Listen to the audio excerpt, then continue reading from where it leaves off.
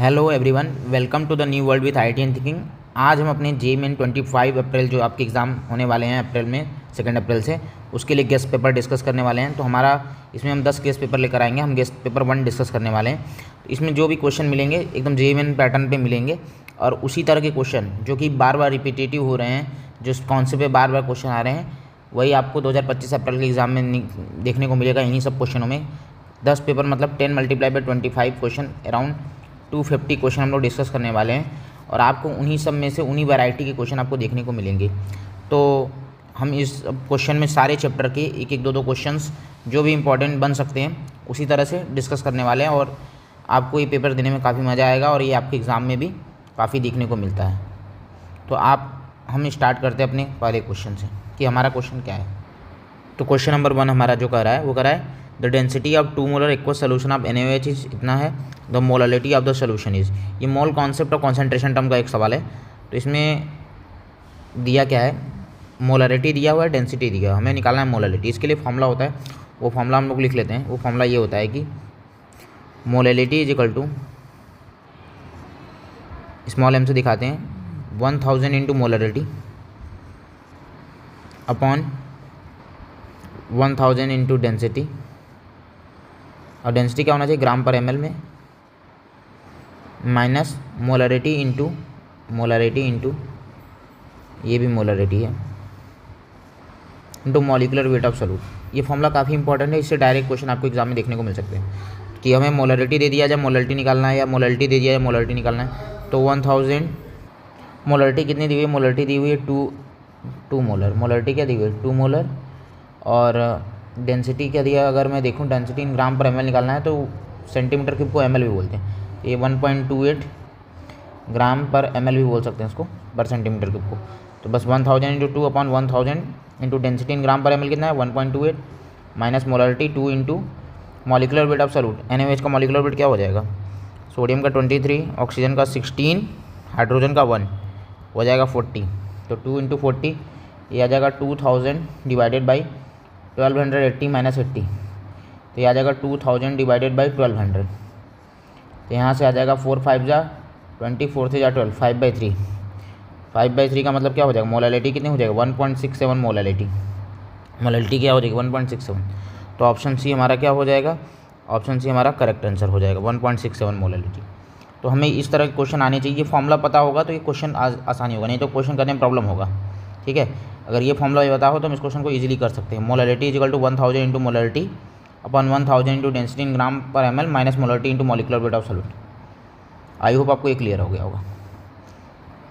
Next सवाल जो है उसमें 2 स्टेटमेंट दिए हुए हैं। नेक्स्ट सवाल क्या है, बोल रहा है given below are 2 statement. Statement 1 the value of a function psi depend upon the coordinate of the electron in an atom. Statement 2 the probability of finding electron in a point within atom is proportional to the orbital wave function. In the light of statement choose the correct answer from the option given below. Statement 1 true, false, false true, इस तरह के question है। ठीक है, तो कैसे हम start करें इसको, तो पहले पढ़ते हैं अपने ऑप्शंस को। तो ऑप्शन अगर मैं देखूं, बोला है the value of a function psi depend on the coordinate of electron in. हाँ, जो वैल्यू ऑफ ए फंक्शन, ये बात सही है कि जो साई है वेव फंक्शन XYZ वो यही बताता है कि coordinate of electron in atom. ठीक है, यही हमारा r θ φ, पोलर कोऑर्डिनेट में r θ φ होता, जो θ φ होता है ये यहाँ radial wave function, angular wave function का भी कॉन्सेप्ट आ जाता है। लेकिन ये स्टेटमेंट सही है, the value of wave function depend on the coordinate of electron atom. हाँ, वो कोऑर्डिनेट बताता है electron in an atom. Second है the probability of finding electron at a point within atom is proportional to the orbital wave function. जो probability of finding an electron बोल रहा है वो वेव फंक्शन के proportional होता है, directly proportional wave function नहीं, ये गलत है। प्रोबेबिलिटी हमेशा मॉड ऑफ साई स्क्वायर से बताते हैं, मतलब स्क्वायर होता है, वेव फंक्शन के स्क्वायर का सम होता है, मतलब वेव फंक्शन का स्क्वायर होता है। वो केवल वेव फंक्शन पे डायरेक्टली नहीं प्रोपोर्शनल होता है, प्रोबेबिलिटी हम वेव फंक्शन का square mod of Sai square से निकालते हैं। तो ये प्रोपोर्शनल नहीं होगा, स्क्वायर। अगर square of the orbital wave function होता तो आंसर होता। तो स्टेटमेंट 2 रॉन्ग है, तो statement 1 is true and statement 2 is false. Option A is the इसका करेक्ट आंसर। तो इसका हमें केयर करना है कि हमें ये पता होना चाहिए, ये बात तो सही थी कि the value of wave function psi depend upon the coordinate of electron atom, ये ट्रू है। लेकिन जो probability of finding electron at a point within atom जो प्रोपोर्शनल होता है वो square of the orbital wave function होता, ना कि ऑर्बिटल वेव फंक्शन की। तो ये गलत है, ये सही है। तो इसके हिसाब से ये वाला ऑप्शन हमारा गलत हो जाएगा, क्योंकि यहाँ स्क्वायर नहीं बोला है। आई होप आपको ये क्लियर हो गया। तो ये एटॉमिक स्ट्रक्चर का एक क्वेश्चन था, और ये टॉपिक का नाम अगर मैं बात करूँ तो श्रोडिंगर वेव इक्वेशन। एक और काफ़ी इंपॉर्टेंट टॉपिक है आपके जेईई पॉइंट ऑफ व्यू से, तो इसको जरूर पढ़ लें, श्रोडिंगर वेव इक्वेशन। नेक्स्ट सवाल हमारा पीरियोडिक प्रॉपर्टीज़ का क्वेश्चन है। तो पीरियोडिक प्रॉपर्टीज़ का क्वेश्चन क्या कर रहा है, डिफरेंट एटम दे दिया, नाइट्रोजन एटम दे दिया है, फ्लोरीन मॉलिक्यूल दे दिया है, ऑक्सीजन मॉलिक्यूल दे दिया, जेनॉन एटम दे दिया, और उसकी प्रॉपर्टी दे दी हुई है और मैच कराना है। तो हमें सबसे पहले हमें किसको ऐसा करना होगा, हमें पता है जेनॉन एटम के बारे में हम बात कर सकते हैं, जेनॉन के बारे में आइडिया, हमें नाइट्रोजन सबके बारे में आइडिया, लेकिन हम किसी एक को पकड़ेंगे ताकि हम ऑप्शन एलिमिनेट, जब भी मैच द कॉलम का क्वेश्चन है ऑप्शन एलिमिनेट करके सॉल्व करें, टाइम सेव करने की ज़रूरत करें। ठीक है, अगर मैं इस क्वेश्चन को स्टार्ट करूँ तो इस क्वेश्चन को जैसे मुझे स्टार्ट करना है तो मैं कैसे करूँगा, हमें पता है जेनॉन एटम है वो क्या होता है, ग्रुप 18 का एलिमेंट है, क्योंकि वो हीलियम नियॉन फैमिली वाला है ना, helium neon organ krypton xenon. तो ये ग्रुप 18 का एलिमेंट है, किसका, ग्रुप 18, इतना तो हमें क्लियर है। तो यहाँ मोस्ट, और ये बताया कि टॉप टू बॉटम जाने पे ये एलिमेंट नहीं शो करते हैं रिएक्टिविटी, लेकिन जेनॉन के कुछ कंपाउंड शो करते हैं। Xenon form some compound with oxygen and fluorine, किसके साथ बनाता है, ऑक्सीजन और फ्लोरीन के साथ जेनॉन कंपाउंड बनाता है। Xenon form compound with oxygen and fluorine, ये तो हमें कॉन्सेप्ट पता ही होना चाहिए, जेनॉन ऑक्सीजन और फ्लोरीन के साथ कंपाउंड बनाता है। तो जेनॉन एटम होगा मोस्ट रिएक्टिव, हाँ ये मतलब कि इन सबसे सबसे ज़्यादा रिएक्टिव ये होगा, और ग्रुप 18 का एलिमेंट है। तो ऑप्शन डी का तो सेकंड हो गया, ऑप्शन डी का सेकंड आया, तो हमारे पास एक ऑप्शन तो हमने एलिमिनेट कर लिया, वो है ऑप्शन ये। बाकी की अगर बात करें तो फ्लोरीन मॉलिक्यूल, अगर आप देखेंगे फ्लोरीन मॉलिक्यूल वो स्ट्रॉन्गेस्ट ऑक्सीडाइजिंग एजेंट होता है, उसकी SRP वैल्यू एक बार देख लें, शायद माइनस का प्लस का 3.05 वोल्ट आता है, तो स्ट्रॉन्ग ऑक्सीडाइजिंग एजेंट होता है। बोलते हैं जिसकी SRP वैल्यू जितनी ज़्यादा पॉजिटिव, ठीक है, उतना वो अच्छा स्ट्रॉन्ग ऑक्सीडाइजिंग एजेंट। तो फ्लोरीन हमारा स्ट्रॉन्ग ऑक्सीडाइजिंग एजेंट होगा। तो एक तो कन्फर्म हो गया, fluorine molecule strongest oxidising agent, हम देखते भी हैं इलेक्ट्रोकेमिकल सीरीज में। तो fluorine molecule strongest oxidising agent, B का फोर्थ हो जाएगा। तो बी का फोर्थ किसमें है, बी का फोर्थ इसमें नहीं है, ये कट गया, ये दोनों ऑप्शन में इसे अब हमें चेक करना है, अब मतलब हमें एलिमिनेट ही करना पड़ेगा। तो ए थर्ड और सी, मतलब ए फर्स्ट होगा या ए थर्ड होगा, सी फर्स्ट होगा या सी थर्ड होगा। अब बात कर लेते हैं नाइट्रोजन एटम और ऑक्सीजन मॉलिक्यूल की। अच्छा, नाइट्रोजन एटम ग्रुप 15 का एलिमेंट है, हमें पता ही है। तो element with highest ionisation in enthalpy, हमें पता है। अगर एलिमेंट की बात करूँ, नाना पापा आंसू सब बीमार, ऐसे करके याद करते हैं, nitrogen phosphorus arsenic antimony bismuth. तो टॉप टू बॉटम जाने पर आयनाइजेशन एनर्जी कम होगी, तो सबसे ज़्यादा मोस्ट अगर ionisation enthalpy, highest ionisation enthalpy किसकी होगी, नाइट्रोजन की होगी, ये बात भी सही है। और ग्रुप 15 का एलिमेंट है, ये बात भी सही है। तो ये तो हमारा हो जाएगा most element with highest ionisation enthalpy in group 15, nitrogen atom का आंसर ये हो जाएगा ना, element with highest ionisation enthalpy in group 15।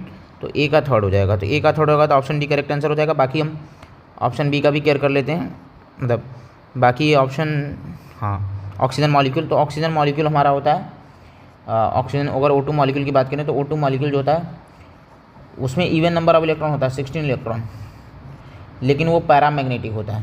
हम इसमें इलेक्ट्रॉन पैरामैग्नेटिक हम बोलते थे, दो एक्सेप्शन होते थे, एक 10 इलेक्ट्रॉन और 16 इलेक्ट्रॉन। ये इवन नंबर ऑफ इलेक्ट्रॉन होने के बावजूद भी पैरामैग्नेटिक होते हैं। ये हम कैसे MOT में जब हम इलेक्ट्रॉन फिलिंग करते हैं तो उससे हमें पता चलता था। तो यहाँ ऑक्सीजन मॉलिक्यूल पैरामैग्नेटिक हो जाएगा, O2 मॉलिक्यूल।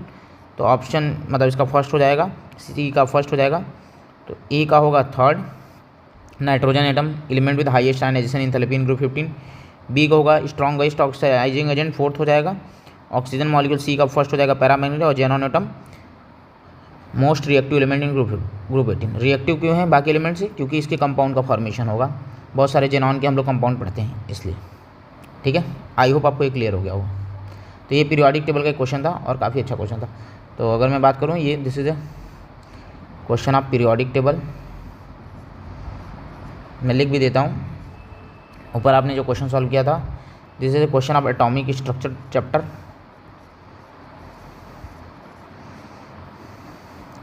ये हमारा कॉन्सेंट्रेशन जो टर्म जो कि हम मोल कॉन्सेप्ट में पढ़ते हैं, this is a chapter of mole concept, concentration term में पढ़ते हैं। इस सोल्यूशन में भी थोड़ा इसका आइडिया होता है, लेकिन कॉन्सेंट्रेशन टर्म में ही पढ़ लेते हैं। नेक्स्ट क्वेश्चन जो है हमारा वो है केमिकल बॉन्डिंग का। This is a question of chemical bonding. Chemical bonding में क्या कर रहा है, इसमें बताना मैच लिस्ट 1 विथ लिस्ट 2। हमें बताना है शेप बताना है कि किसका शेप किससे मैच करेगा, तो शेप का आइडिया होना चाहिए। तो अगर मैं शेप के आइडिया की बात करूं तो हमें निकालना पड़ेगा। अब हमें सबका स्ट्रक्चर याद होना चाहिए। जैसे PCl5 है तो हमें हाइब्रिडाइजेशन और देख लेंगे कितने स्टेरिक नंबर है, बॉन्ड पेयर और लोन पेयर से हम शेप बताते हैं। हमें क्या बताते हैं, लोन पेयर होगा। जैसे अगर मैं थोड़ा इसका आइडिया दे दूँ, तो अगर थोड़ा सा आइडिया दूँ, जैसे PCl5 है तो हमें निकालने के लिए इसके लिए एक तरीका हम लोगों ने सीखा था।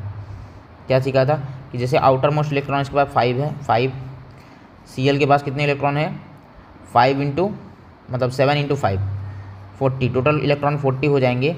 तो 40 को 8 से डिवाइड कर देते थे, जो यहाँ पे हमारा आएगा। ठीक है, तो जैसे 8 5 टाइम्स में आएगा तो ये आ जाएगा 5 क्या हो जाएगा इसके बॉन्ड पेयर। अगर मान लो कुछ रिमाइंडर बचता तो उसको 2 से डिवाइड करके उसका लोन पेयर। तो 5 बॉन्ड पेयर है, 5 बॉन्ड पेयर। स्टेरिक नंबर क्या होता है, bond pair plus lone pair. तो 5 प्लस लोन पेयर 0 है, तो 5 स्टेरिक नंबर 5 के लिए हाइब्रिडाइजेशन होता है sp3d। तो अगर ये इसका जो ज्योमेट्री और शेप दोनों बराबर होगा, क्योंकि यहाँ कोई lone pair, geometry is equal to shape when there is no lone pair. Note करके लिख लेना, geometry is equal to shape.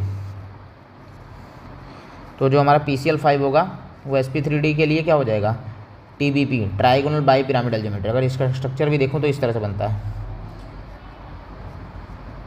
This is a TBP। तो PCl5 का A का 4th हो जाएगा, A का क्या हो जाएगा 4th हो जाएगा। तो 2 ऑप्शन पहले एलिमिनेट हो गए। बाकी को अगर देख लेते हैं SF6। अगर SF6 का निकालना होगा तो SF6 कैसे निकालेंगे, इसी तरह SF6 भी निकाल लेंगे। क्या करेंगे, सल्फर के आउटर मोस्ट में कितने 6 इलेक्ट्रॉन और फ्लोरीन में 7 इंटू 6, तो आ जाएगा 42 प्लस 6 48। 48 को 8 से डिवाइड करेंगे, 8 6 जा 48। तो यहाँ भी लोन पेयर कुछ नहीं है, बॉन्ड पेयर ही है, 6 बॉन्ड पेयर। स्टेरिक नंबर निकाल देंगे, bond pair plus lone pair 6 plus 0 6। 6 के लिए हाइब्रिडाइजेशन हो जाएगा sp3d2। और ज्योमेट्री sp3d2 के लिए क्या होगी, ऑक्टाहेड्रल, कोई लोन पेयर नहीं है तो शेप और ज्योमेट्री सेम होगी। और जो ज्योमेट्री और शेप दोनों SF6 के लिए क्या हो जाएगा, वो है ऑक्टाहेड्रल आ जाएगा। क्या आ जाएगा, ऑक्टाहेड्रल। तो ऑक्टाहेड्रल देख लो, SF6 का B का 3rd, B का क्या रहा है 3rd, तो B का 3rd तो हमारे दोनों ऑप्शन में है, हमें आगे ही बढ़ना पड़ेगा। अब हम बात करते हैं BRF5 की। तो BRF5 की अगर मैं एग्जांपल लूँ तो BR में 7 और यहाँ भी 7 इंटू 5, तो 7 प्लस 35, 42 इलेक्ट्रॉन। 42 को 8 से डिवाइड कर देंगे, 5 टाइम्स में जाएगा, 2 बचेगा, फिर 2 को 2 से डिवाइड कर देंगे। तो ये तो बॉन्ड पेयर आता है, ये लोन पेयर आ गया। तो अगर मैं बात करूँ BRF5 की, तो यहाँ पर स्टेरिक नंबर आ जाएगा 5 bond pair plus 1 lone pair 6। Hybridisation sp3d2 होगा। अब geometry not equal to shape, geometry अलग होगी। ज्योमेट्री तो ऑक्टाहेड्रल ही रहेगी, लेकिन शेप बदल जाएगा, क्योंकि लोन पेयर आने से शेप चेंज हो जाता है। तो इसका जो शेप होता है 5 बॉन्ड पेयर 1 लोन पेयर के लिए, अगर मैं सबसे इसका स्ट्रक्चर बनाऊँ तो इस तरह से बनता है, ये ऑक्टाहेड्रल है। BRF5 का अगर मैं बनाऊँ तो वो स्क्वायर पिरामिडल है, इस तरह का बनता है BRF5। This is your BRF5, 5 bond pair 1 lone pair.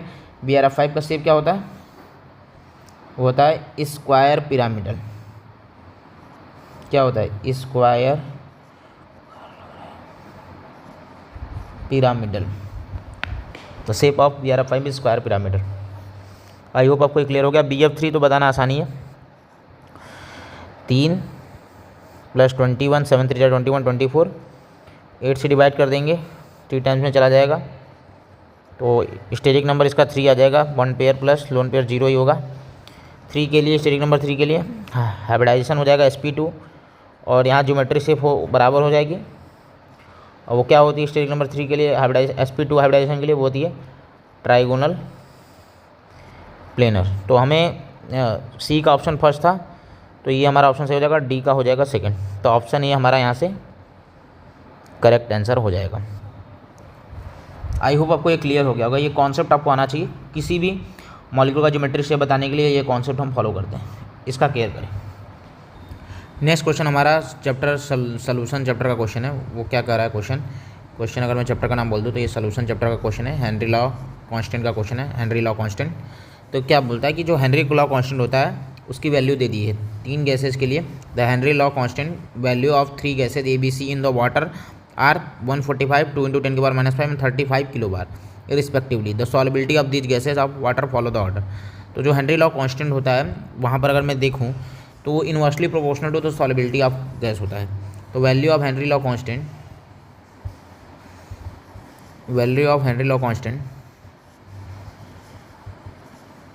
मतलब जिसे बोलते हैं शॉर्ट में KH inversely proportional to the solubility of gas in liquid. Inversely proportional to the solubility of gas in liquid. यहाँ वाटर है तो लिक्विड क्या हो जाएगा, वाटर। अब जिसकी KH की वैल्यू ज़्यादा होगी उसकी सॉल्युबिलिटी कम होगी। सॉल्युबिलिटी का ऑर्डर कंपेयर करना है, बस ये पता होना चाहिए। फॉर्मूला क्या होता है, P = KH × मोल फ्रैक्शन। ऐसे हम लोग पढ़ते भी थे हेनरी लॉ कांस्टेंट में, ठीक है, मोल फ्रैक्शन ऑफ गैस, ठीक है। तो अगर मैं यहाँ से बात करूँ तो अगर मैं वैल्यू A की वैल्यू बताऊँ तो वो है 145 है, B की वैल्यू है 2 × 10⁻⁵ है और C की वैल्यू है 35 है। तो सबसे ज़्यादा किसकी है? अगर KH की वैल्यू बताऊँ तो KH हमारा सबसे ज़्यादा है A के बाद हमारा C और B। तो सॉल्युबिलिटी का ऑर्डर क्या हो जाएगा, सॉल्युबिलिटी हो जाएगा B C A। तो B C A कौन सा होगा, ऑप्शन हमारा B होगा। तो ये कॉन्सेप्ट हमें पता होना चाहिए। KH पे क्वेश्चन आ जाता है, हेनरी लॉ कांस्टेंट की वैल्यू देकर सॉल्युबिलिटी का ऑर्डर कंपेयर करने का क्वेश्चन आ जाता है। तो इस तरह क्वेश्चन काफ़ी इंपॉर्टेंट है। ये हम लोग हेनरी लॉ कांस्टेंट को उतना ज़्यादा नहीं पढ़ते हैं, लेकिन इसके क्वेश्चन सॉल्युबिलिटी के रूप में या कैलकुलेशन के रूप में इस फॉर्मूले पे आ सकते हैं। नेक्स्ट सवाल हमारा बैलेंसिंग ऑफ रेडॉक्स रिएक्शन का क्वेश्चन है। क्वेश्चन क्या करा, on balancing the given redox reaction. ये रिएक्शन दिया हुआ है ABC, इस तरह से वैल्यू दिया है, बोला है कोएफिशिएंट ऑफ ABC का वैल्यू निकालो। तो एसिडिक मीडियम में हमें रेडॉक्स रिएक्शन को बैलेंस करना आना चाहिए। तो इसके लिए हमें पता होना चाहिए कि हमें कैसे प्रोसीजर को फॉलो करते हैं। तो सबसे पहले यहाँ क्या होता है, रिडक्शन हाफ रिएक्शन और ऑक्सीडेशन हाफ रिएक्शन लिखते हैं। क्या लिखते हैं, reduction half reaction, oxidation half reaction लिखते हैं। एटम को बैलेंस करेंगे, फिर इलेक्ट्रॉन को बैलेंस करेंगे, फिर ऐसे बैलेंस करेंगे कि इलेक्ट्रॉन कैंसिल आउट हो जाए, लास्ट फाइनल रिएक्शन में ना बचे। तो रिडक्शन हाफ रिएक्शन पहले देखेंगे कि किसका रिडक्शन हो रहा है। अगर मैं यहाँ देखूँ तो यहाँ क्रोमियम का ऑक्सीडेशन स्टेट +6 है, यहाँ इसका अगर मैं निकालूँ तो ये आ जाएगा +4 है, यहाँ पर ये +3 है और यहाँ पर ये +6 है। तो इसका तो हो रहा है, इस क्रोमियम का हो रहा है रिडक्शन और इसका हो रहा है ऑक्सीडेशन। तो रिडक्शन हाफ रिएक्शन तो समझ में आ गया क्या करना है। ये हो जाएगा Cr2O7 - 2। अगर मैं लिखूँ Cr2O7 - 2 से बन रहा है, अगर मैं थोड़ा सा इसको अरेंज करूँ, Cr2O7 - 2 से बन रहा है 2 क्रोमियम 3+। हम ये एटम को हम H+ को बैलेंस नहीं करेंगे, वो ऑटोमेटिक हो जाएगा। ऑक्सीडेशन हाफ रिएक्शन की अगर मैं बात करूँ तो वो है क्या, वो है SO3 - 2 से SO4 - 2। अगर मैं इसकी बात करूँ तो यहाँ 2 क्रोमियम है, अगर 2A क्रोमियम, वो तो मैं 2 क्रोमियम मान के चल रहा हूँ। तो क्रोमियम तो यहाँ बैलेंस है, यहाँ सल्फर बैलेंस है। तो सबसे पहले हम क्या करते हैं, एटम को बैलेंस करते हैं अदर देन हाइड्रोजन ऑक्सीजन। तो यहाँ सल्फर 1 है, यहाँ सल्फर 1 है, बैलेंस है। क्रोमियम 2 है बैलेंस है। अब बात करते हैं जब एटम बैलेंस हो जाए तो ऑक्सीजन को बैलेंस करते हैं। तो यहाँ अगर मैं देखूँ तो यहाँ पर 7 है, यहाँ कुछ नहीं है, तो इधर 7H2O ऐड कर देंगे। तो अब ऑक्सीजन यहाँ 7 हो गया, लेकिन इससे क्या होगा, H+ बढ़ गया। तो जिधर H हाइड्रोजन है ज़्यादा है उधर उसके अपोजिट साइड में H+ से उसको बैलेंस आउट करते हैं। तो यहाँ 14 हाइड्रोजन है तो 14 H+ से बैलेंस कर देंगे। सिमिलरली यहाँ पर 3 ऑक्सीजन या 4 ऑक्सीजन, तो यहाँ पर एक H2O ऐड कर देंगे और यहाँ पर क्या होगा, उसके कारण 2H+ ऐड करना पड़ेगा। तो हमारे अगर देखो क्रोमियम 2 ऑक्सीजन 7 हाइड्रोजन 14।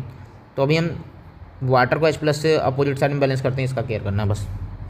अब इतना समझ में आ गया। तो अगर मैं अब मुझे क्या करना है, चार्ज बैलेंस करना है। तो इसको इलेक्ट्रॉन से बैलेंस करेंगे। अगर मैं देखूँ तो यहाँ पर टोटल -2 + 14, इस साइड में कितने हैं टोटल, प्लस का 12 है और यहाँ पर 2 3 जा प्लस का 6 है।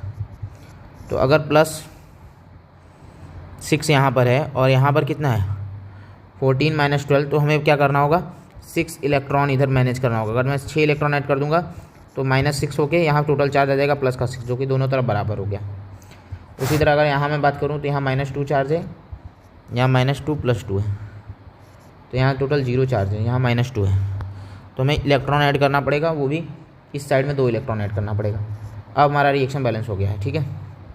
अब मेरा रिएक्शन बैलेंस हो गया। अब इन दोनों रिएक्शन में हमें क्या ध्यान देना है, हमें इस तरह से बैलेंस करना है कि ये इलेक्ट्रॉन कैंसिल आउट हो जाए। इधर 6 इलेक्ट्रॉन है, इधर 2 इलेक्ट्रॉन है। अगर मैं इसको 3 से मल्टीप्लाई कर दूँ और फिर दोनों को ऐड कर दूँ तो उससे हमारा काम हो जाएगा। अगर मैं 3 से मल्टीप्लाई कर दूँगा तो ये हो जाएगा 3H2O + 3SO3 - 2 to form 3 sulphate + 6H+ + 6 electron. ये इक्वेशन फर्स्ट मान लिया, इसको इक्वेशन सेकंड मान लिया। हम क्यों 3 से मल्टीप्लाई कर रहे हैं, ताकि हम इलेक्ट्रॉन को कैंसिल आउट करें और इसको जोड़ रहे हैं। तो यहाँ पर मैं लिख सकता हूँ कि हम इसको ऐड कर देंगे, ये थर्ड हमारा इक्वेशन और सेकंड इक्वेशन को जोड़ दें। 6 electron + Cr2O7 - 2 + 14H+ to form 2 Cr3 + 7H2। अब यहाँ से सॉल्व करना है, तो यहाँ पर अगर मैं बात करूँ तो Cr2O7 - 2 + 3SO3 - 2 14H+ हो जाएगा, 6H+ 8H+ हो जाएगा, 2Cr + 3 आ जाएगा, प्लस SO4 - 2 आ जाएगा, प्लस 7H2O और इधर 3H, अच्छा इधर H2 को देख लेना एक बार। 7H2O इस साइड में है और इधर क्या है, इधर H2O है क्या, हाँ एक चीज़ यहाँ हो गया है, H2O है तो H2O 3H2O है, तो इधर आके 4H2 बन जाएगा। अब यहाँ से देख लो बैलेंस, A यहाँ पर इसका कोफिशिएंट है, तो इसको कंपेयर किससे करना है, इससे कंपेयर करना है। तो A की वैल्यू तो 1 आ रही है, B की वैल्यू 3 आ रही है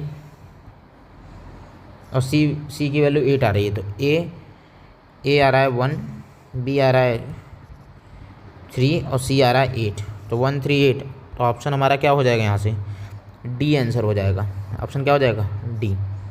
तो इस तरह से हम रिएक्शन बैलेंस कर के, तो सबसे पहले हम क्या करें, ऑक्सीडेशन रिडक्शन हाफ रिएक्शन अलग लिख लेंगे, ऑक्सीडेशन हाफ रिएक्शन अलग लिख लेंगे और फिर दोनों का पहले एटम बैलेंस करेंगे, फिर हाइड्रोजन ऑक्सीजन बैलेंस करने के बाद चार्ज बैलेंस करेंगे, चार्ज बैलेंस करने के बाद हम दोनों रिएक्शन को ऐसे ऐड करेंगे कि इलेक्ट्रॉन कैंसिल आउट हो जाए, तब जाकर इस तरह क्वेश्चन सॉल्व कर सकते हैं। काफ़ी इंपॉर्टेंट क्वेश्चन है और जेईई मेन का फेवरेट क्वेश्चन है, रिडॉक्स रिएक्शन का सबसे इंपॉर्टेंट और फेवरेट क्वेश्चन ये है।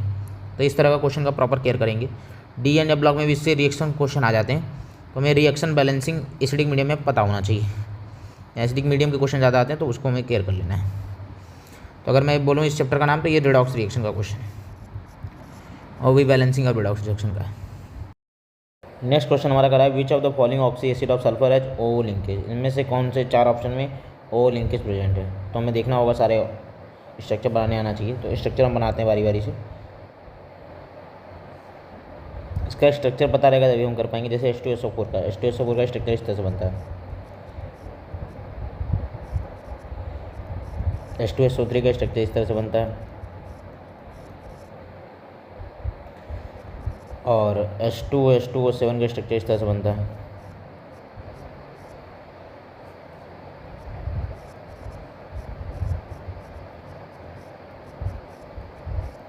और H2H2O8 का स्ट्रक्चर किस तरह बनता है, ये इस तरह से बनता है, H2H2O8 पेरोक्सो डाइसल्फ्यूरिक। तो ये हमारा इस तरह से बनेगा।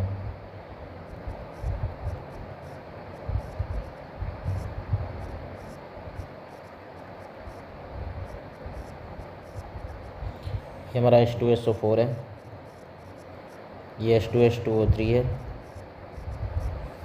ये H2H2O7 और ये हमारा H2H2O8।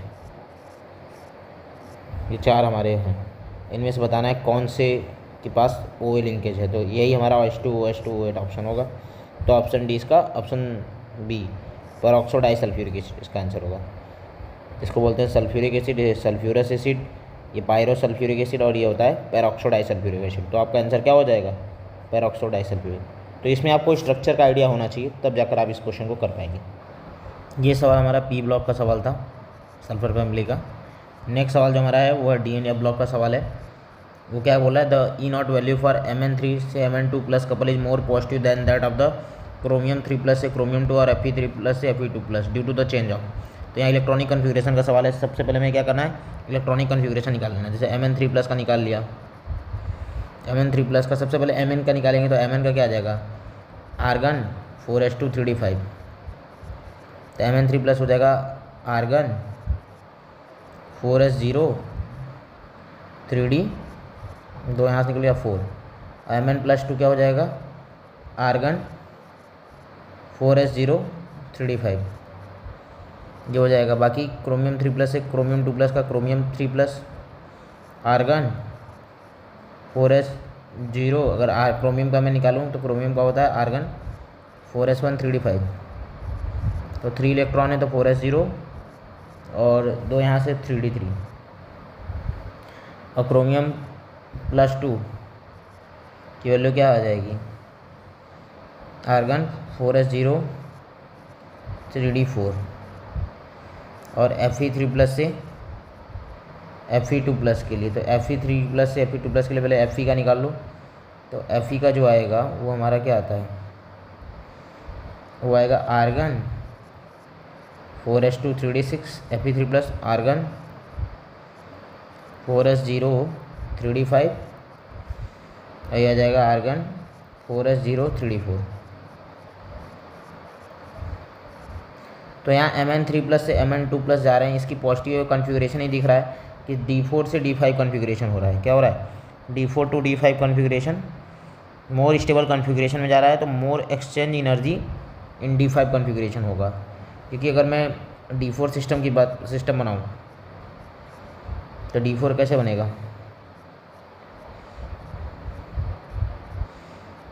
और D5 है स्टेबल भी है और एक्सचेंज एनर्जी भी आराम से इजीली एक्सचेंज हो सकता है इलेक्ट्रॉन, लेकिन यहाँ तो ये खाली है ही नहीं, ठीक है, मतलब खाली है और एक्सचेंज इतना आसानी से नहीं होगा। यहाँ तो इसको भरने के बाद ही यहाँ फिल होगा, यहाँ आपस में एक्सचेंज एनर्जी में काफ़ी एक्सचेंज होता रहेगा ये इलेक्ट्रॉन। तो यहाँ तो मेन रीज़न है कि जो Mn3 प्लस का कॉन्फ़िगरेशन Mn2 प्लस में जाने पर क्या हो रहा है D5, मतलब D4 टू D5 हो रहा है, जो कि स्टेबल कॉन्फ़िगरेशन है, और stable configuration due to more exchange energy in D5 configuration. Reason क्या है, reason due to more exchange energy in D5 configuration. यहाँ से हमारा ऑप्शन क्या हो जाएगा D4 टू D5 कॉन्फ़िगरेशन, तो ऑप्शन हमारा सी इसका करेक्ट आंसर हो जाएगा। नेक्स्ट सवाल हमारा कोऑर्डिनेशन कंपाउंड का सवाल है, कोऑर्डिनेशन कंपाउंड चैप्टर का सवाल है। नेक्स्ट सवाल हमारा कोऑर्डिनेशन कंपाउंड का सवाल है, ठीक है। सवाल क्या कह रहा है, 4 कॉम्प्लेक्स दे दिए हुए हैं और उनके मैग्नेटिक मोमेंट की वैल्यू दे दी है बोर मैग्नेट्रॉन में। हमें क्या करना, मैच करना है, ऑप्शंस को क्या करना है, मैच करना है। सॉल्व करना स्टार्ट करते हैं। FeCN6 3- हमारा कॉम्प्लेक्स है, ये हमारा कॉम्प्लेक्स है FeCN6 3-, तो यहाँ Fe+3 है। अगर ऑक्सीडेशन स्टेट निकालेंगे तो ये D5 कॉन्फ़िगरेशन हो जाएगा, लेकिन स्ट्रॉन्ग फील्ड लिगेंड है तो पेयरिंग होगी, पेयरिंग अकर्स होगी। पेयरिंग होगी तो अगर मैं बताऊँ, तो अगर मैं पेयरिंग वाले कॉन्सेप्ट से इसको सोचूं तो यहाँ से कर सकता हूँ 2 2 4 1 5, अनपेड इलेक्ट्रॉन 1 होगा और 1 होगा, तो यहाँ से क्या हो जाएगा अनपेड इलेक्ट्रॉन 1, तो T2G और Eg ऑक्टाहेड्रल सिस्टम है, तो यहाँ पेयरिंग हो जाएगी। स्ट्रॉन्ग फील्ड लिगेंड है, CFSC ज़्यादा होगी तो पेयरिंग हो जाएगी। अनपेड इलेक्ट्रॉन 1, तो बोर मैग्नेट्रॉन की वैल्यू 1.73 बोर मैग्नेट्रॉन, तो ए का तो 4th आ जाएगा। 2 ऑप्शन में हमें नज़र आ रहे हैं ए का 4th, या तो ये होगा या तो ये होगा, ये दोनों नहीं होने वाला। ये फर्स्ट हमारा सॉल्व हो गया। ऑप्शन बी की अगर मैं बात करूँ, अगर ऑप्शन बी देखूँ, कॉम्प्लेक्स का नाम है Fe2O6 3+, यहाँ भी Fe+3 है, D5 है कॉन्फ़िगरेशन, लेकिन ये वीक फील्ड लिगेंड है, तो यहाँ पेयरिंग नहीं होगी। एक इलेक्ट्रॉन इस तरह से भर जाएगा, नंबर ऑफ अनपेड इलेक्ट्रॉन 5 हो जाएंगे, और 5 अनपेड इलेक्ट्रॉन हो जाएगा तो मैग्नेटिक मोमेंट आ जाएगा 5.92 बोहर मैग्नेट्रॉन। जितना रहेगा उससे एक ज़्यादा के आसपास वैल्यू 0.9 वैल्यू ज़्यादा हो जाती है। 5 अनपेड इलेक्ट्रॉन तो 0.9, 0.7 से 0.9 तक वैल्यू बढ़ जाएगी। जितने अनपेड इलेक्ट्रॉन होंगे उतना। फार्मूला कैलकुलेट कर लेंगे इसी फॉर्मूले से, μ=√μn × n+2 Bohr magnetron. C option हमारा क्या है, FeCN6 4-, तो Fe हमारा आ जाएगा +2 कॉन्फ़िगरेशन में, और ये आ जाएगा D6 और यहाँ पर स्ट्रॉन्ग फील्ड लिगेंड हो जाएगा, पेयरिंग हो जाएगी, तो क्या हो जाएंगे, सारे पेयरिंग हो जाएंगे। Number of unpaired electron 0, ion की वैल्यू 0, तो म्यू भी क्या आ जाएगा 0। तो अगर मैं यहाँ से देखूँ तो हमने बी का हम लोगों ने फर्स्ट बताया, बी का फर्स्ट, तो ऑप्शन डी तो अभी सॉल्व हो गया। बाकी सी का चेक कर लेते हैं, सी का हमारा 0, सी का सेकंड ठीक है, तो डी का थर्ड हो ही जाएगा। देख लेते हैं Fe2O6 2+ water weak field ligand है, D6 configuration weak field ligand देखेंगे, 1 2 3 4 5 6, 4 अनपेयर्ड इलेक्ट्रॉन, एन की वैल्यू 4, मैग्नेटिक मोमेंट 4.90 समथिंग, तो क्या आ जाएगा, डी का हमारा थर्ड आ जाएगा। तो ऑप्शन हमारा डी करेक्ट आंसर हो जाएगा। आई होप आपको एकदम ये क्लियर हो गया होगा, ऑप्शन डी हमारा राइट आंसर। ठीक है, नेक्स्ट क्वेश्चन हमारा जेल्डाल मेथड का है। अगर मैं चैप्टर के नाम बोलूँ तो चैप्टर का नाम है some basic concept of organic chemistry वाला, जो IUPAC वाला चैप्टर उसी का है। इसमें हम क्वांटिटेटिव एनालिसिस में जेल्डाल मेथड पढ़ते हैं। ठीक है, वो estimation of nitrogen, amount of nitrogen को बताता है कि कितना हमारा नाइट्रोजन का परसेंटेज है किसी भी कंपाउंड में, ऑर्गेनिक कंपाउंड में। तो उसमें आप परसेंटेज का क्वेश्चन ना पूछ के क्वेश्चन इस तरह का आ सकता है कि कौन सा कंपाउंड जेल्डाल मेथड से हम एस्टिमेट कर सकते हैं। ठीक है, तो ये हमारा क्वेश्चन है। तो अगर NCERT के लाइन को ध्यान से पढ़ें तो NCERT के लाइन में काफ़ी इंपॉर्टेंट क्वेश्चन ये लिखा हुआ है, नोट करके यहाँ भी लिख लो, आप नोट करके लिख लेना। जो जेल्डाल मेथड होता है वो नहीं एप्लीकेबल होता है अगर नाइट्रो ग्रुप है, एजो ग्रुप है and nitrogen present in the ring. तो नोट करके लिखना है जेल्डाल मेथड, जेल्डाल, थोड़ा स्पेलिंग इसको देख लेना, जेल्डाल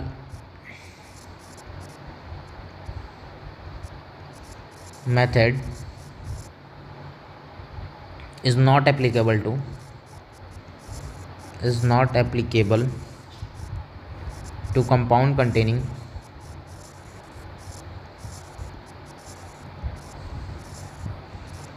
nitrogen in nitro group,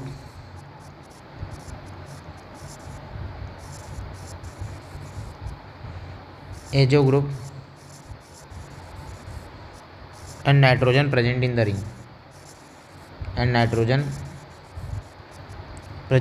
ring, that is pyridine का एग्जांपल जैसे इसमें ले सकते हैं कि pyridine हमारा नहीं करेगा। तो देख लेना है, नाइट्रो है ग्रुप तो ये तो नहीं होगा, pyridine भी नहीं हो जाएगा, और ये हमारा एजो ग्रुप है ये भी नहीं होगा, हमारा एनिलीन हमारा शो करेगा। ठीक है, ऐसा क्यों होता है, क्योंकि नाइट्रोजन, अब ये जो ग्रुप के नाइट्रोजन होते हैं वो अमोनियम सल्फेट में नहीं बदल पाते हैं, केवल ये एनिलीन वाला नाइट्रोजन NH2 अमोनियम सल्फेट में बदल सकता है, ये सब अमोनियम सल्फेट में नहीं बदल पाते हैं। अगर इसके प्रोसेस को पूरा पढ़ेंगे तो हमें क्लियर हो जाएगा। वहाँ लिखा भी है कि बाकी सब अमोनियम सल्फेट में नहीं बदल पाएंगे, ये बदल जाएगा, इसलिए ये जेल्डाल मेथड में नाइट्रोजन का डिटर्मिनेशन कर सकते हैं एमीन वाले कंपाउंड के लिए, एनिलीन इसके लिए शो करेगा। तो option C is the correct answer.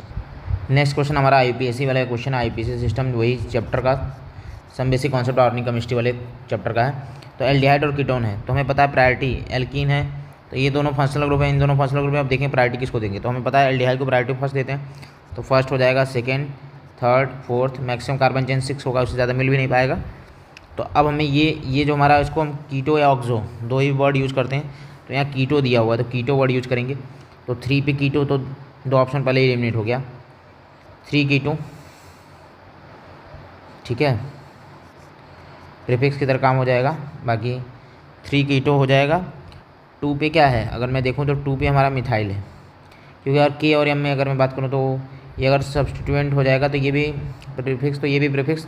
अब 2 पे मिथाइल आ जाएगा, इसका नाम क्या हो जाएगा, 3 कीटो 2 मिथाइल। कार्बन क्या है 6 है तो हेक्स। 4 पे क्या है, इन है, एल्कीन है, 4 इन, और 1 पे हमारा अल है, 4 इन 1 अल, तो 4 इन अल, 3 कीटो 2 मिथाइल हेक्स 4 इन अल, ये हमारा आंसर हो जाएगा। ठीक है, आई होप आपको एकदम क्लियर हो गया। तो ऑप्शन क्या हो जाएगा, 3 कीटो 2 मिथाइल हेक्स 4 इन अल, तो ऑप्शन सी इसका करेक्ट आंसर हो जाएगा,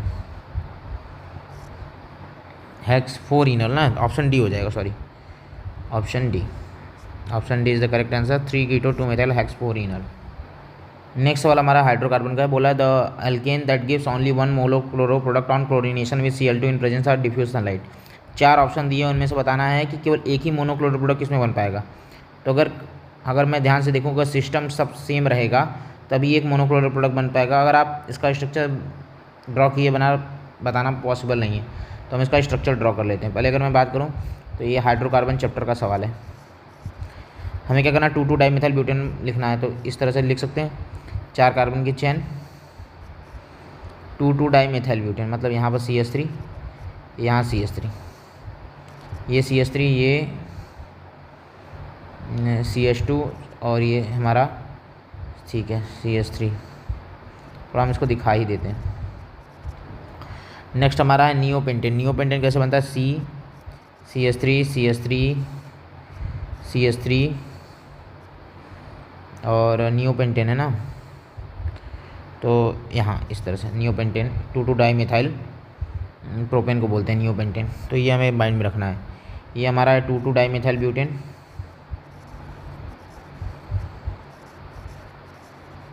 this one is our neopentane.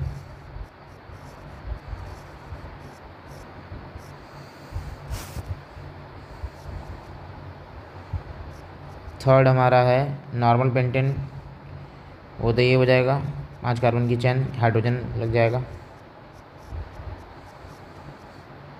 ये हमारा पेंटेन, नॉर्मल पेंटेन। अब फोर्थ हमारा हो रहा है आइसोपेंटेन। आइसोपेंटेन, अब आइसोपेंटेन बनाना पड़ेगा। आइसोपेंटेन का मतलब होगा CH3 CH3 CH2 और ये हमारा हो जाएगा CH3, 5 कार्बन हो गया और ये हमारा आइसो ग्रुप होगा, आइसोपेंटेन।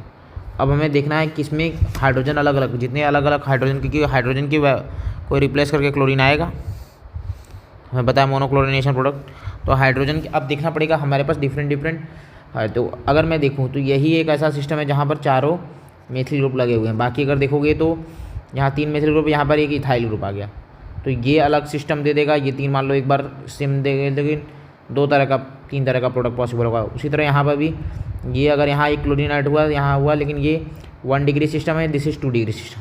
अगर मैं सिस्टम की बात कर लूँ तो this is simply 1 degree, this is simply 2 degree, ठीक है। अगर मैं बात करूँ यहाँ पर अगर मैं बात करूँ ये कार्बन की, अगर मैं सारे कार्बन चेन की बात तो ये बात करूँगा तो ये भी 1 डिग्री 1 डिग्री 1 डिग्री। और ये टेट्रा ग्रुप, अगर मैं इसको 4 कार्बन की चेन अगर मैं बोल दूँगा तो यहाँ कुल बोल सकते हैं कि हमारा टर्ट ब्यूटाइल वाला टाइप का सिस्टम है, तो ये लगा है। लेकिन इसमें देखो तो ये सारे 1 डिग्री 1 डिग्री 1 डिग्री सिस्टम है। तो अगर यहीं पर एक हाइड्रोजन को हटा के क्लोरीन आएगा तो यही एक पॉसिबल सिस्टम है जहाँ पर एक मोनोक्लोरिनेशन प्रोडक्ट बनेंगे। चाहे तुम किसी भी हैलोजन पे यहाँ पर अटैक कर दो, चाहे यहाँ बना दो, जहाँ तुम बनाओ, एक पॉसिबल मोनोक्लोरल प्रोडक्ट आएगा और नाम भी सबका एक ही रहेगा। चाहे तुम यहाँ जोड़ दो, इस पोजीशन पे जोड़ दो, चाहे इस पोजीशन पे, चाहे इस पोजीशन पे, चाहे इस पोजीशन पे, तो वन जो मोनोक्लोरल प्रोडक्ट आएगा वो नियोपेंटेन वाले एग्जाम्पल में ही आ पाएगा। तो ऑप्शन बी है करेक्ट आंसर। नेक्स्ट सवाल हमारा identify the final product D obtain the following sequence of reaction. तो CH3 CHO है, LiLH4 डाल दिया, H3O+ डाल दिया, क्या बन जाएगा इससे हमारा बन जाएगा CH3 CH2OH, ठीक। इसमें फिर क्या डाल दिया, H2SO4, हीट डाल दिया तो ये बन जाएगा एल्कीन बन जाएगा। फिर उसके बाद ये this is A, this one is your B। फिर इसमें HBr डाल देंगे तो कहीं भी जोड़ दो, CH2, एक H यहाँ आ जाएगा और यहाँ Br जुड़ जाएगा, इथाइल ब्रोमाइड बन जाएगा। तो दिस इज़ ऑप्शन C। और इसी में हमारा ऐड कर दिया जा रहा है ये। तो अगर मैं ध्यान से देखूँ तो दिस इज उड सिस्टम, दिस इज फ्यूटिक सिस्टम, एल्किलाइड एक्लिलाइड दोनों को जुड़ के गायब हो जाएगा, Br2 निकल जाएगा, ये बन जाएगा बेंजीन पे CH2 CH3, क्या बन जाएगा CH2 एक कार्बन और CH3, ये बन जाएगा। तो ऑप्शन हमारा क्या आ जाएगा, डी करेक्ट आंसर हो जाएगा। तो रिएक्शन का आइडिया होना चाहिए, पहले तो हमें पता होना चाहिए एल्डिहाइड LiLH4 अगर मिलेगा तो अल्कोहल बना देगा, अल्कोहल H2SO4 देगा तो डिहाइड्रेशन होगा, एल्कीन बना देगा। एल्कीन का HBr से मार्कोनिक आप से हम हेलो एल्कीन बना लेंगे, और हेलो एल्कीन और हेलो एरिन मिला के जो रिएक्शन होगा उसका नाम होगा उड्स फिटिक रिएक्शन। और कपलिंग रिएक्शन की तरह हो जाएगा, यहाँ से BR निकल जाएगा और ये हमारा डिजायर्ड ये हमारा सिस्टम बन जाएगा। तो ऑप्शन डी हमारा करेक्ट आंसर हो जाएगा। तो ये सवाल हमारा हेलो एल्केन चैप्टर का है। नेक्स्ट सवाल जो हमारा है वो हमारा एल्कोहल चैप्टर से रिलेटेड है। हालांकि inter mixing of question of the कि रिएजेंट का भी क्वेश्चन आ जा रहा है, मिक्स क्वेश्चन टाइप का है। तो हमें देखना पड़ेगा क्या क्या बन रहा है। जैसे पहले पास हमारे पास अल्कोहल दिया हुआ है, अल्कोहल में SOCl2 डाल दिया, स्टार्टिंग मटेरियल अब SOCl2 क्या करेगा, इसको CH3OH को CH3Cl में बदल देगा। फिर उसके बाद KCN ऐड कर दिया, KCN क्या करेगा, CH3Cl को CH3Cn में बदल देगा। फिर इसमें डाल दिया गया NaHG जो कि रिडक्शन करता है इथेनॉल, ये क्या करेगा, ये आपको CH3 CH2 NH2 सारे NCERT के रिएक्शन हैं, ठीक है। फिर Na2HCl पता है क्या करता है, वो डाइजोनियम सॉल्ट टाइप का रिएक्शन हमारा हो जाएगा। क्या बन जाएगा, CH3 CH2 N2 प्लस बन जाएगा। फिर इसमें वाटर भी ऐड कर दिया है, तो वाटर ऐड करेगा तो क्या बन जाएगा, CH3 CH2 OH, OH जुड़ जाएगा तो हमारा इथेनॉल बन जाएगा। तो ऑप्शन यहाँ से क्या आ जाएगा, सी करेक्ट आंसर। तो अल्कोहल से बना एल्किलाइड, एल्किलाइड से बना जो हमारा cyanide system, nitrile system, ethane nitrile. फिर उसके बाद रिडक्शन करके हमने एमाइन बना लिया, एमाइन का डाइजोनियम सॉल्ट से रिएक्शन करके डाइजोनियम सॉल्ट बना लिया N2+Cl-, और फिर वाटर देकर उसको OH वहाँ पर अटैच कर दिया, तो अल्कोहल बन गया। Option C correct answer. Next वाला हमारा नेमिंग रिएक्शन का सवाल है, वो देखकर आप कर सकते हो तुरंत। पहला है कि benzene CuHCl anhydrous ClCl3 COCl गाटर मान कोच रिएक्शन ए का तो सेकंड हो जाएगा, तो ख़त्म हमारा क्वेश्चन सॉल्व हो गया। बाकी RCOCH3NaOH हेलोफॉर्म रिएक्शन देगा, बी का हमारा सेकंड हो जाएगा, बी का हमारा थर्ड हो जाएगा। आर अल्कोहल और एसिड और कॉन्सेंट्रेट H2SO4 जो हमारा होता है वो अल्कोहल एसिड का रिएक्शन स्टीरिफिकेशन हो जाएगा, सी का फोर्थ। और डी का हमारा क्या आ जाएगा, हेलोलार्जेलेंस्की रिएक्शन। तो एक रिएक्शन भी अगर किसी को आइडिया रहता है तो कर लेता है, और ये रिएक्शन सबको याद रहता है, Gattermann coach reaction. Naming reaction का सवाल है, इजी सवाल है, तो ऑप्शन डी इसका करेक्ट आंसर हो जाएगा। तो हम नेमिंग रिएक्शन का सवाल है, हम इसको पढ़ते हैं अपने एल्डिहाइड कीटोन वाले चैप्टर में। चैप्टर का नाम होगा एल्डिहाइड कीटोन कार्बोक्सिलिक एसिड। हालांकि ये इंटरमिक्सिंग सवाल भी आ सकते हैं क्योंकि हम लोग पढ़ लेते हैं इसको। नेक्स्ट सवाल हमारा बेसिसिटी का सवाल है, GOC का भी सवाल बोल सकते हैं और एमीन्स चैप्टर का भी सवाल बोल सकते हैं इसको। तो अगर एक्वस सोल्यूशन में पूछे तो हमें पता है, गैसेज स्टेट में पूछे तो हमेशा जो एमीन होता है वो 3 डिग्री 2 डिग्री 1 डिग्री होगा अगर गैसेज स्टेट में पूछता है, ठीक है। लेकिन एक्वस स्टेट बोले तो एक्वस स्टेट या ना भी बोले तो हम एक्वस स्टेट मानते हैं। एक्वस सोल्यूशन बोल भी दिया तो हमारे क्वेश्चन को आसान कर दिया। एक्वस सोल्यूशन में तो हम क्या लगाते हैं, अगर हमारे पास मेथिल वाला सिस्टम है, अगर मिथाइल सिस्टम है तो वहाँ हम लगाते हैं 2 डिग्री 1 डिग्री 3 डिग्री, ये बेसिक। अगर इथाइल होता है तो हम लगाते हैं 2 डिग्री 3 डिग्री 1 डिग्री। अब इसको याद कैसे करना है, मिथाइल छोटा ग्रुप होता है तो 213, इथाइल बड़ा ग्रुप होता है तो 231, ऐसे करके याद कर लेंगे। मिथाइल है तो 213, 2 degree 1 degree, this is 2 degree, this is 1 degree and this is 3 degree. कैसे पता चलेगा कि 1 डिग्री है और 2 हाइड्रोजन है 1 डिग्री, एक हाइड्रोजन है 2 डिग्री और हाइड्रोजन नहीं है तो नाइट्रोजन के पास तो 3 डिग्री। तो ऑप्शन बी करेक्ट आंसर हो जाएगा। तो मेथिल सिस्टम था तो 2 डिग्री 1 डिग्री 3 डिग्री हमारा आंसर हो जाएगा। तो हम इस तरह से इसको कर सकते थे, 2 डिग्री 1 डिग्री 3 डिग्री वाले कॉन्सेप्ट से इस क्वेश्चन को इजीली हम कर लेते हैं। नेक्स्ट सवाल हमारा करा है, एक segment of DNA has 120 adenine and 120 cytosine bases, the total number of nucleotide present in this segment is, ठीक है, ये हमारा सवाल है। तो अगर मैं बात करूँ इसमें तो सिंपल इस क्वेश्चन को किस तरह करना है, a segment of DNA has 120 adenine, तो एडेनिन का जो हमारा न्यूक्लियोटाइड होगा, एडेनिन जो होता है वो बाइंड होगा जो होगा, इसमें एक रूल होता है कार्ब्स रूल, बोलता है the amount of adenine is as well equal to, जो एडेनिन का अमाउंट होता है वो इक्वल टू होगा थाइमीन का, और जो हमारा साइटोसिन का अमाउंट होगा वो होगा गुआनिन के बराबर, किसके, गुआनिन। तो अगर एडेनिन थाइमीन तो दोनों सब 120 ये भी हो जाएगा। तो टोटल नंबर ऑफ न्यूक्लियोटाइड कितने प्रेजेंट होगा, क्योंकि ए के साथ टी बाइंड होगा, जी का सी, तो बोलेंगे 120 120 240 यहाँ से आ जाएगा और 240 यहाँ से आ जाएगा। तो 240 + 240 the total number of nucleotide हमारे कितने हो जाएंगे, 480। तो ऑप्शन डी हमारा करेक्ट आंसर हो जाएगा कि टोटल नंबर ऑफ न्यूक्लियोटाइड, तो ए टी बाइंडिंग और जी सी बाइंडिंग और ए टी के बराबर होगा। अगर ये इतना बराबर होगा तो उतना एडेनिन बराबर थाइमिन का होगा, साइटोसिन बराबर गुआनिन का होगा।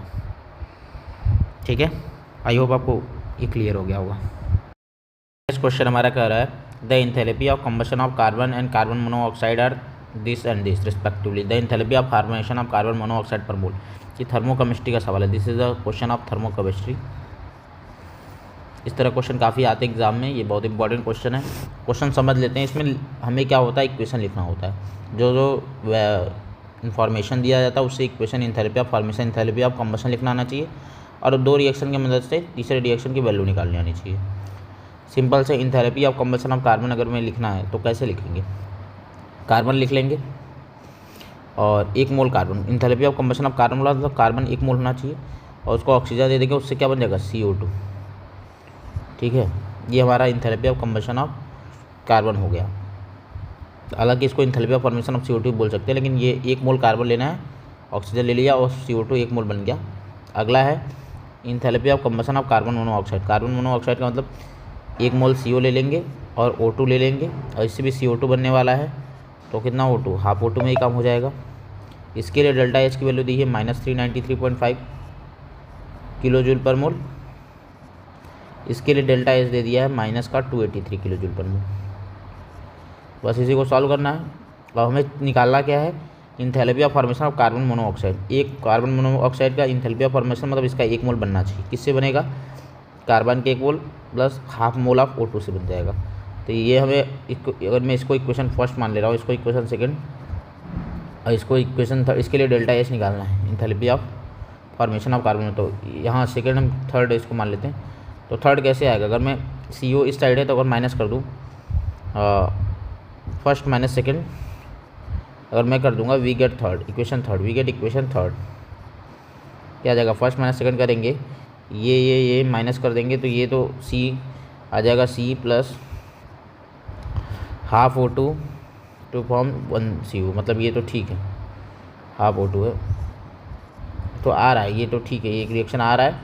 मतलब इसको डेल्टा H को भी माइनस कर देंगे, -393.5 प्लस का 283, सॉल्व करेंगे आ जाएगा 110.5 किलो जूल। अभी माइनस में आएगा क्योंकि ये माइनस माइनस प्लस हुआ, लेकिन ये तो माइनस ज़्यादा बड़ी क्वांटिटी है, तो -110.5 किलो जूल। तो ऑप्शन हमारा क्या हो जाएगा, D option, -110.5 kilo joule. Next सवाल हमारा केमिकल इक्विलिब्रियम का है। बोला है कंसीडर दिस रिएक्शन, इस रिएक्शन को कंसीडर करना है। इसके लिए डेल्टा H निगेटिव दिया है। On the basis of Lee Chatelier principal the condition favourable for the forward reaction. Forward reaction जाने के लिए क्या कंडीशन फेवरेबल होगी, ये हमारा सवाल है। तो क्वेश्चन सिंपल है, बस हमें और ये सब दे दिया, इंक्रीजिंग टेम्परेचर, प्रेशर, ये सब। तो क्वेश्चन को अगर मैं ली चैटलियर LCP बोलूँ तो LCP क्या बोलता है, LCP बोलता है अगर कोई रिएक्शन हमारा इक्विलिब्रियम पे आ गया है और उस पर अब आप कुछ चेंज कर रहे हो तो reaction will move in that direction where it can minimise this change.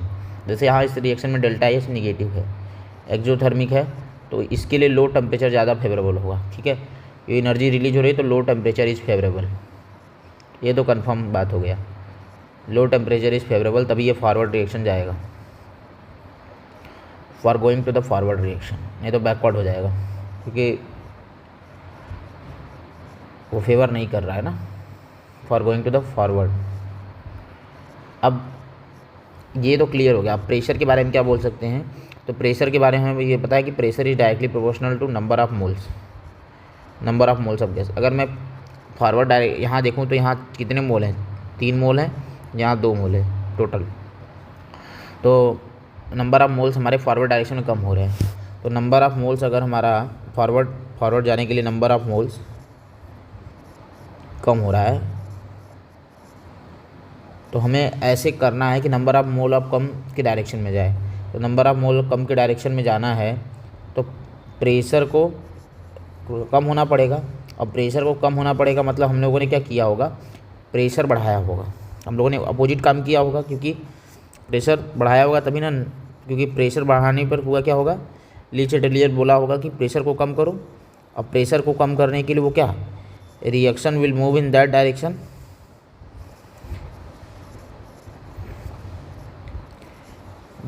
Where number of moles decreasing, क्योंकि pressure directly proportional to number of moles है, तो नंबर ऑफ मोल्स, तो रिएक्शन उधर जाएगा जिधर नंबर ऑफ मोल्स क्या reaction move direction में number of moles decreasing, तो नंबर ऑफ मोल्स डिक्रीजिंग किधर है, फॉरवर्ड डायरेक्शन में, तो हमारा रिएक्शन फॉरवर्ड डायरेक्शन में चला जाएगा। मतलब अगर मैं प्रेशर बढ़ाऊँगा, प्रेशर बढ़ाने से क्या होगा, प्रेशर बढ़ाने से पहले तो प्रेशर बढ़ा दिया, तो प्रेशर बढ़ाने पर अब एलसीपी क्या बोलेगा, प्रेशर को कम कर दो। अब प्रेशर कम करने के लिए क्या करेगा, वो उस डायरेक्शन में जाएगा जहाँ नंबर ऑफ मोल्स कम होगा, और number of moles forward direction में कम है तो ये फॉरवर्ड चला जाएगा। तो lowering the temperature and increasing the pressure is the best answer for this, कि हम टेम्परेचर को, अगर एक्सोथर्मिक रिएक्शन टेम्परेचर को कम कर दें और प्रेशर को बढ़ा दें इस रिएक्शन के लिए, क्योंकि इधर नंबर ऑफ मोल्स क्या हो रहा है, फॉरवर्ड डायरेक्शन में कम हो रहा है, क्योंकि प्रेशर बढ़ाएंगे, एलसीपी प्रेशर को कम करेगा, reaction move in that direction where number of moles is decreasing, तो ऑप्शन यहाँ से बी हो जाएगा। नेक्स्ट सवाल हमारा एसिडिटी का क्वेश्चन है, एसिडिक स्ट्रेंथ का क्वेश्चन मान सकते हैं, या कार्बोक्सिलिक एसिड में भी इसको कंसिडर कर सकते हैं, कार्बोक्सिलिक एसिड का सवाल है।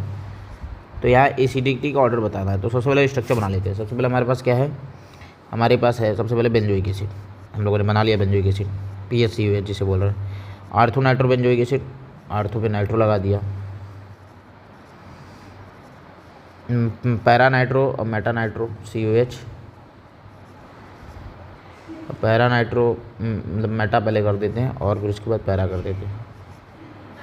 ये हमारे पास ऑप्शंस हैं, ठीक है। अगर मैं इसको सॉल्व कर जाऊँ तो यहाँ आर्थो इफेक्ट लोग को लग सकता है, लग जाएगा, लेकिन आर्थो इफेक्ट तब लगता है जब यहाँ पर इलेक्ट्रॉन डोनेटिंग, आर्थो इफेक्ट तब लगता है जब इलेक्ट्रॉन डोनेटिंग ग्रुप हो, तब हमारा बोलते हैं कि ortho substituted benzoic acid more acidic then benzoic acid. लेकिन इसमें तो सिंपल से हम सॉल्व कर सकते हैं, ये हमारा -m -i लगाएगा, इसमें यहाँ आर्थो इफेक्ट का ज़रूरत नहीं है, क्यों, क्योंकि यहाँ इलेक्ट्रॉन डोनेटिंग है, इलेक्ट्रॉन विड्रॉइंग है, नॉर्मली सॉल्व हो जाएगा। ये -i क्यों लगाएगा, ये -m -i लगाएगा, और यहाँ नो इफेक्ट, हाइड्रोजन है तो नो इफेक्ट, तो सबसे ज़्यादा -m -i ज़्यादा खतरनाक होगा।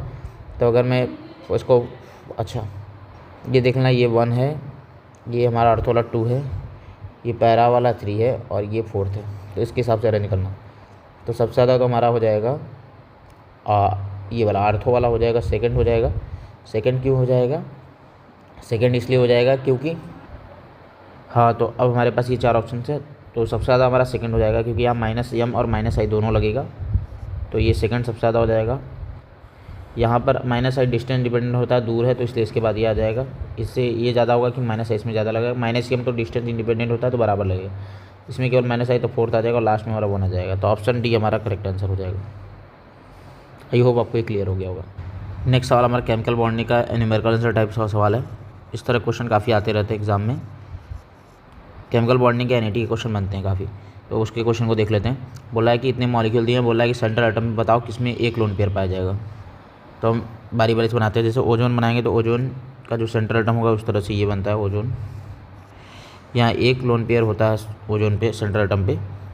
H2O का तो पता ही है कि 2 लोन पेयर होते हैं। SF4 में हमारे seesaw shape 1 lone pair, ClF3 में हमारे 2 लोन पेयर, NH3 में हमारे 1 लोन पेयर, BrF5 में हमारे 1 लोन पेयर, और XeF4 में हमारे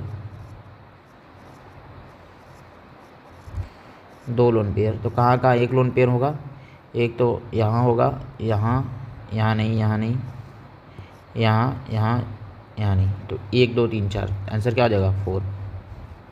आई होप आपको एकदम क्लियर हो गया। उसके लिए आपको स्ट्रक्चर का नॉलेज होना चाहिए, तो उसके स्ट्रक्चर के नॉलेज से हम कर सकते हैं। नेक्स्ट सवाल हमारा करा है, when 5 mole of helium gas monatomic gas है, expand isothermally and reversibly at 300 kelvin. अच्छा, तो इसमें तो हमेशा याद रखना है कि हमें इस वर्ड का क्लियर करना है, ये एक्सपेंड आइसोथर्मली एंड रिवर्सिबली, इस वर्ड का क्लियर करना है एट 300 केल्विन। अगर एक ही टेम्परेचर दिया है तो आइसोथर्मल प्रोसेस है, वो दिया भी है और यहाँ लिखा भी है, आइसोथर्मली एक्सपेंड किया जा रहा है और रिवर्सिबल प्रोसेस है, ठीक है। बोला है कि from 10 litre 20 litre the magnitude of the maximum work obtain in joules. तो इसके लिए मैं फॉर्मूला पता होना चाहिए। तो पहले तो क्वेश्चन किसका है, आइसोथर्मल रिवर्सिबल एक्सपेंशन का सवाल है, आइसोथर्मल रिवर्सिबल एक्सपेंशन का सवाल है। तो वर्क डन हमें इसके लिए पता होना चाहिए। तो work done in isothermal reversible process होता है -2.303 nRT log/10 V2/V1। तो यहाँ तो -2.303, n की वैल्यू रख देंगे 5, r की वैल्यू रख देंगे 8.3, t टी की वैल्यू रख देंगे 300 log बेस 10। V2 कितना हो जाएगा 20, V2 20 और V1 10, 20/10 तो -2.303 multiply by 5 multiply by 8.3 multiply by 300 multiply by log 2, तो आ जाएगा -2.303 multiply by 5 multiply 8.3 multiply by 300 multiply by 0.3। Solve करने में आ रहा है -8630.3 जूल आ जाएगा, और यहाँ इंटीजर में बोला है तो -8630 आ जाएगा। आंसर क्या आ जाएगा -8630, लेकिन ये मैग्नीट्यूड बोला है तो बस केवल 8630 हमारा आंसर हो जाएगा। ठीक है, मैग्नीट्यूड में साइन को नहीं काउंट करेंगे। इसका केयर कर लेना, अगर माइनस लिख के आओ तो आंसर गलत हो जाएगा, इसमें केयर करना क्योंकि मैग्नीट्यूड पूछा है। ठीक है, भले आंसर तुम्हारा माइनस में आ रहा है, अगर ये वर्क डन केवल पूछता तो ठीक था, लेकिन magnitude of the maximum work done तो केवल होगा 8630। नेक्स्ट सवाल हमारा इलेक्ट्रोकेमिस्ट्री का न्यूमेरिकल है। तो कह रहा है, बोला है कि the hydrogen electrode is dipped in a solution of pH = 3 at 25 degree centigrade, the potential of the electrode will be. ठीक है, pH दे दिया है और 10 × 10⁻² वोल्ट। ठीक है, पोटेंशियल कुछ आएगा, ई सेल वाले हाइड्रोजन इलेक्ट्रोड वाले 0 होगा, लेकिन पोटेंशियल तो कुछ आएगा, ई सेल तो कुछ आएगा, E0 सेल 0 होगा हाइड्रोजन इलेक्ट्रोड के लिए, हमें पता है। तो पहले तो इसके लिए रिएक्शन लिखो, तो रिएक्शन क्या हो रहा है, hydrogen electrode is dipped in A solution. ठीक है, तो अगर मैं इसके लिए अगर SRP के हिसाब से लिखूँ सेल रिएक्शन, तो ये हो जाएगा 2H प्लस 2 इलेक्ट्रॉन से H2, ये हमारा रिएक्शन हो जाएगा। ई सेल क्या हो जाएगा, E0 सेल -0.059 अपॉन n तो यहाँ पर 2 इलेक्ट्रॉन है तो 2 हो जाएगा, लॉग ऑफ ये हमारा गैस है तो प्रेशर के टर्म में लिखेंगे प्रेशर ऑफ H2, और यहाँ पर हमारा कॉन्सेंट्रेशन है तो H+ का होल स्क्वायर। E0 सेल तो 0 हो जाएगा हाइड्रोजन इलेक्ट्रोड के लिए, हमें पता ही होता है, reference electrode E0 cell 0 minus का 0.059 अपॉन 2। ठीक है, प्रेशर के बारे में नहीं दिया, 180 मान के चल लेते हैं, लॉग 1 अपॉन H+ का कॉन्सेंट्रेशन, pH अगर 3 दिया है तो H+ हो जाएगा 10 की पावर -3, तो यह आ जाएगा 10 की पावर -3 का होल स्क्वायर, तो यह आ जाएगा माइनस का 0.059 upon 2 multiply by log base 10 10 to the power 6 -6 है तो 6 हो जाएगा, -0.059 upon 2 multiply by 6 multiply by log base 10, तो ये आ जाएगा, इसको काट देंगे 3 और ये आ जाएगा लॉग बेस 10 की वैल्यू -0.059 इंटू लॉग बेस 10 की वैल्यू 1 आ जाएगा, मतलब ये तो 3 है ही, उसकी वैल्यू 1 आ जाएगी। तो ये सॉल्व करने पे आ जाएगा माइनस का 0.177 वोल्ट, और इसी को हम लिख क्या सकते हैं, अगर 10 की पावर -2 में लिखे तो 17.7 इंटू 10 की पावर -2 वोल्ट, तो यहाँ आंसर हमारा क्या आ जाएगा 17.7। आई होप आपको क्लियर हो गया। द इलेक्ट्रोकेमिस्ट्री का एक न्यूमेरिकल आंसर टाइप का अच्छा सवाल है। तो मैं पहले तो रिएक्शन लिखने आना चाहिए था, फिर H+ से pH से H+ की कॉन्सेंट्रेशन की वैल्यू, प्रेशर ऑफ H2 की बात नहीं किया तो 1 मान के क्वेश्चन को सॉल्व कर देंगे, कैलकुलेशन थोड़ा समझ लेंगे। नेक्स्ट सवाल हमारा बेसिक इलेक्ट्रोकेमिस्ट्री का है, चार्ज वाला क्वेश्चन है। क्वेश्चन क्या कर रहा है, the amount of charge in faraday required to obtain 1 mole of iron from Fe3O4। तो इसके लिए हमें थोड़ा रिएक्शन का आइडिया होना चाहिए। तो रिएक्शन जैसे Fe3O4 से हमें Fe बनाना है, 1 मोल बनाना है। तो अगर मैं रिएक्शन को बैलेंस करूँ तो इधर ऑक्सीजन नहीं, तो इधर ऑक्सीजन ऐड करने के लिए वाटर उतना ऐड कर दूंगा 4H2O, और यहाँ पर उसके कारण 8 हाइड्रोजन आएगा तो 8H+, और यहाँ न्यूट्रल है तो 8 इलेक्ट्रॉन से इसको बैलेंस कर दिया। अब 8 इलेक्ट्रॉन है तो हमें पता है कि 8 फराडे चाहिए, तो 1 मोल ऑफ Fe3O4 से अगर मैं इस रिएक्शन को बैलेंस करूँ तो यार 3 आयरन भी तो होगा, तो 1 मोल ऑफ Fe3O से 3 मोल ऑफ आयरन बन रहा है, और उसके लिए हमें जो इलेक्ट्रिसिटी चाह रही है 8 फराडे चाह रही है, लेकिन हमें बनाना कितना है, 1 मोल हमें बनाना है 1 mole of iron, 1 mole of iron का फॉर्मेशन करना था। 1 मोल ऑफ आयरन के फॉर्मेशन के लिए कितना चाहिए होगा, 8/3 Faraday, simply unitary method. 3 Faraday के लिए 3 आयरन के लिए 3 मोल ऑफ आयरन के लिए 8 फराडे, तो 1 मोल ऑफ आयरन के लिए 8/3 फराडे, तो 8/3 फराडे मतलब नियरली 3 फराडे हमारा आंसर हो जाएगा। तो हमारा 3 फराडे आंसर हो जाएगा, तो ऑप्शन यहाँ पर हो जाएगा 3 फराडे। आई होप आपको क्लियर हो गया होगा। नेक्स्ट सवाल काफ़ी अच्छा सवाल है, केमिकल काइनेटिक्स का। बोल रहा है कि the half life of radio isotopes bromine 82 is 36 hour, the fraction of which remains after 1 day is dash into 10 की पावर -2। ठीक है, ये क्वेश्चन का आंसर हमें बताना है। तो क्वेश्चन सिंपल है, इसके लिए एक फॉर्मूला अगर आपको पता होगा तो क्वेश्चन सॉल्व करना ईजी हो जाएगा। वो होता है AT is equal to concentration of A at any time T is equal to A naught, ठीक है, E की पावर माइनस, अगर मैं बात करूँ KT, ये फॉर्मूला होता है। तो AT is equal to A naught E की पावर माइनस K को हम कैसे लिखते हैं, माइनस 0.693 अपॉन T हाफ लेते हैं। फर्स्ट ऑर्डर रिएक्शन होता है हमारा, जो भी हमारा होता है ये फर्स्ट ऑर्डर रिएक्शन है। रेडियो आइसोटोप जो होता है हमारा फर्स्ट ऑर्डर रिएक्शन होता है, ये याद रख लेना। फर्स्ट ऑर्डर काइनेटिक्स को फॉलो करता है। अगर फर्स्ट ऑर्डर काइनेटिक्स तो ऑर्डर 1 तो फॉर्मूला लगा सकते हैं के लिए इंटू टी टोटल टाइम है।